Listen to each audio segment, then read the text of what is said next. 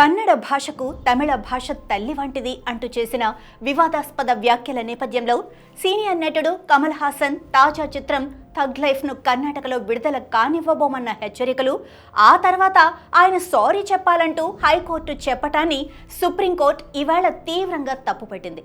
Karnataka high court తీర్పుతో పాటు కన్నడ సంఘాల హెచ్చరికల్ని సుప్రీంకోర్టు ఖండించింది. ఈ కేసును తామే స్వయంగా విచారిస్తామని ప్రకటించింది.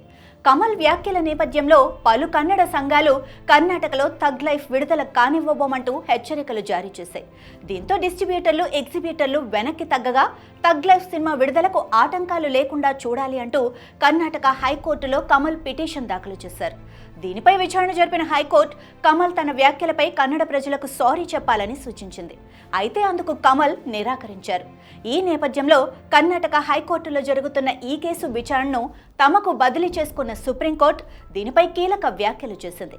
కమల్ను సారీ చెప్పమని కోరే అధికారం మీకెక్కడుందని హైకోర్టుకు చీవాట్లు పెట్టింది. అలాగే కమల్ వ్యాఖ్యలు చేశారు కాబట్టి ఆయన సినిమా ప్రదర్శించే థియేటర్లు తగలబెడతామన్న హెచ్చరికలు చేయటమేంటని ప్రశ్నించింది. కమల్ వ్యాఖ్యలు చేస్తే మీరు కూడా కౌంటర్ ఇవ్వండి, అంతేకాని ఈ హెచ్చరికలేంటని ఆక్షేపించింది. మూక బెదిరింపులకు చట్టబద్ధ పాలనను తాకట్టు పెట్టలేమని సుప్రీంకోర్టు వ్యాఖ్యానించింది. థియేటర్లలో ఏం ప్రదర్శించాలో గూండాల సమూహాలు నిర్ణయించడానికి అనుమతించలేమని కూడా హెచ్చరించింది.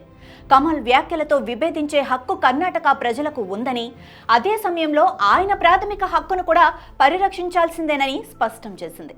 ఒక వ్యక్తి ఒక ప్రకటన చేసినప్పుడు అందరూ అందులో జోక్యం చేసుకున్నప్పుడు వ్యవస్థలో ఏదో లోపం ఉందని తెలిపింది.